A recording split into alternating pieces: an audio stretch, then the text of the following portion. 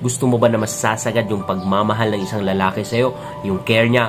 Then, itong video na to ay para sa'yo. Dahil, isi-share ko po ang 5 best na dapat mong gawin or ibigay or malaman na paari mo i-apply sa relationship nyo para maabot nito ang isang successful, healthy at masayang relationship. Kasi never expect na mas lalo kang mamahalin ng isang lalaki or mag-i-stay siya sa'yo dahil sa itsura mo lang or kaseksihan mo lang. No, trust me. And never expect din na mag-work ang relationship nyo kung isa lang ang gumagalaw. Kung ikaw ay passive lang, no, it will never work. Darating at darating na time na mapapagod din siya or pati ikaw mapapagod. Unless na lang kung gamitan nyo ito ng gayuma, but I don't want you na ma-engage sa mga ganyan because that's demonic and it's not good for you or for both of you. Kaya nga itong video na to ay alam ko na effective para sa inyo dahil kayang-kaya itong gawin, malinis, walang bahid ng manipulation.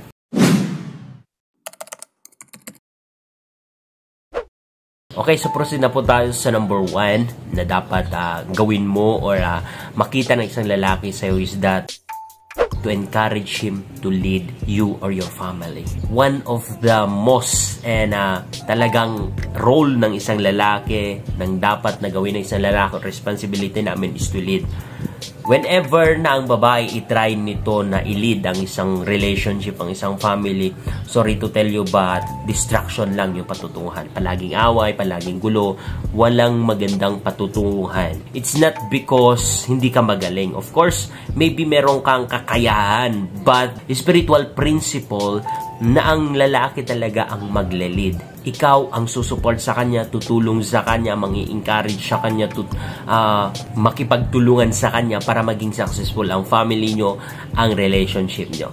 Ang point ko dito is that wag mo sanang apakan yung pagkalalaki niya. Andun pa din yung respeto mo sa kanya. Andun pa rin yung honor mo sa will niya na mag-decide, mag-lead. Andun pa rin yung wag mo siyang ipamukha sa kanya na mas dapat ikaw mag-lead, dapat ikaw yung masusunod. You know, I hate these videos na umiikot dito sa social media, especially sa Facebook, sa yung mga vloggers na ang babae ay try nito na i-control ang isang lalaki sa pamamagitan ng kanilang emotion, ng kanilang pagiging toyoin. It's look like cute, but hindi po dapat.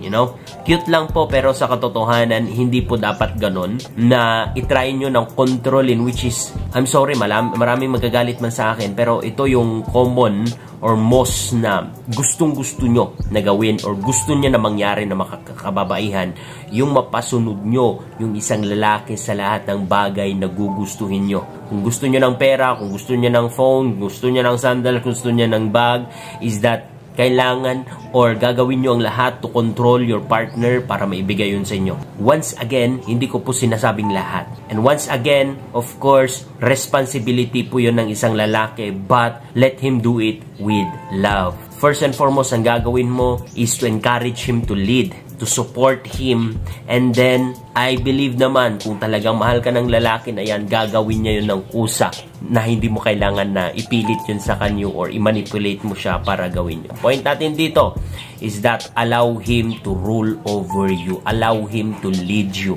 or your family. Don't go against the principle. Walang magandang mangyayari sa relationship nyo at sa family nyo. So I hope na maintindihan nyo to. It's okay na magalit kayo sa akin, it's okay lang, but I'm just telling you the truth. Okay, number 2 ay learn to appreciate his efforts. Lahat po ng ginagawa niya dapat ay na-appreciate nyo ito, ay nakikita nyo ito, kasi yun lang naman yung nagbibigay ng fuel or gana sa amin para mas mag-pursue pa kami, para mas mag-isip pa ng mga bagay na ibigay namin sa iyo or para mas may paramdam pa namin yung pagmamahal namin sa inyo, is that dapat na-appreciate mo siya. Always remember this, na yun yung pinaka-the best na pambayad mo sa kanya, yung appreciation mo, yung nakikita mo siya. Sa lahat mo ng bagay, even sa sex, even sa kama, kailangan mong i-appreciate yung kanyang performance, yung kanyang galing, kung paano ka na kontento sa kanya. Oo, naintindihan ko.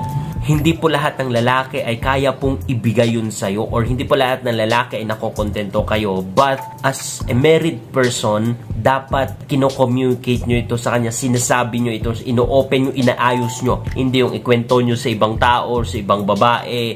Walang magandang mangyayari sa ganyan. Pinapahiya mo lang yung partner mo, at kapag pinapahiya mo lang yung partner mo, nilalagay mo sa langanin at sinisiraan mo lang siya. Always remember this. Kapag ang isang lalaki na down, kasama ka rin ma-down. So, imbes na ikwento mo sa iba, sabihin mo sa iba, i-open mo ito sa kanya, makipag-usap ka, i-share mo kung ano yung side mo, para at least I believe na pati siya ay i-correct niya rin.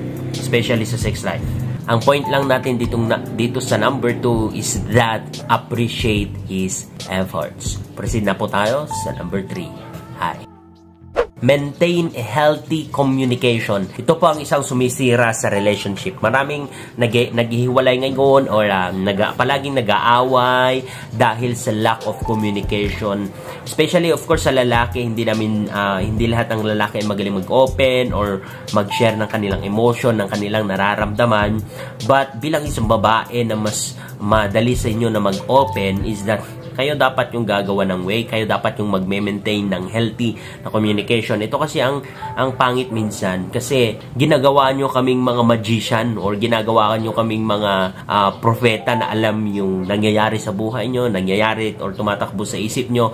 Kaya minsan dinadaan nyo sa galit or emotion nyo na lang kapag hindi namin nagigets, kapag hindi namin kayo naiintindihan. Ang point natin dito is that kinommunicate mo ba? Sinabi mo ba sa kanya? Because a good communication or healthy communication is a must sa relationship. Maraming nasisira or nag-aaway or hindi na-enjoy ang relationship dahil dito. Hindi sinasabi yung side, hindi sinasabi yung nararamdaman, ang tunay nararamdaman, at hindi pinag-uusapan yung mga issues. Healthy communication is the key para mas ma-enjoy nyo, magiging mas masaya ang relationship nyo, at para mas mahalin ka ng partner mo. So bilang isang babae, dapat ikaw ang mag-maintain or must mag-encourage sa inyo or sa relationship nyo na magkaroon ng healthy na communication. Okay? Next, number 4, at ito is sa pinakamahalaga, is that always have sex. Sex, sex, sex. I'm sorry, especially sa mga married na couples, that sa aming mga lalaki is that sex is not just once. Sex is need sa amin.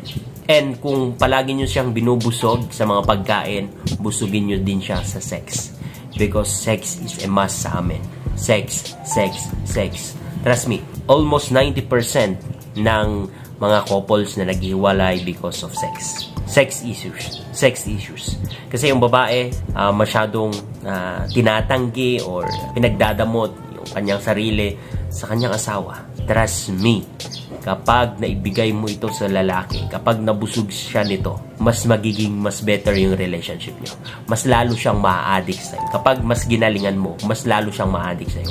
At kapag ikaw yung nag-i-initiate din sometimes or gumagawa sometimes ng way para ipaalam mo sa kanya na gusto mo makipag-sex sa kanya, na interested ka makipag-sex sa kanya, mas lalo yung mai-inlove sa'yo. Dahil sa instinct namin, mas lalo naming nararamdaman yung pagkalalaki niya namin, yung pagka strong na mentality namin, mas lalong nagiging masculine po kami. Yung mentality namin is that mas lalo naming nararamdaman na kami lalaking lalaki na talaga. Look, hindi po kasalanan na mag-initiate. Hindi po kasalanan na mag-ayos ka din, na magdamit ka din ng nakakaakit, kung para lang sa partner mo.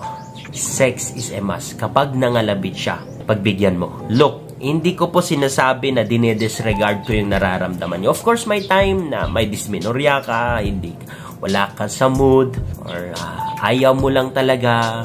But my point here is that hanggat kaya mo naman, hanggat wala talagang issue, hindi yung gumagawa na ka ng issue para makaiwas lang ng sex, or kunwari nakatulog para makaiwas lang ng sex dahil tinatamad ka. Look, napaka-greedy mo po kapag ganun. Napaka-greedy mo, makasarili ka po kapag ganun. You know? pagod na pagod yung partner mo or ginagawa niya yung part niya, yung responsibility niya to provide for you, tapos ikaw din na pinagdadamot mo siya sa kanyang pinakagasolina, sa kanya siya nagbibigay sa kanya ng lakas, nagbibigay sa kanya ng gana. Kapag nabigay mo yun sa kanya, trust me, mas gaganda po yung relationship niyo. Kapag mas inayos mo yung galawan mo sa kama, trust me, mas gaganda yung relationship. Of course, i-communicate mo ito sa kanya dahil healthy and open communication is the key para mag-work it. Okay? And last but not the least, this is not to contradict yung number 4 that always have sex, but to let you realize na hindi lang po sex ang maaari mo maibigay sa isang lalaki.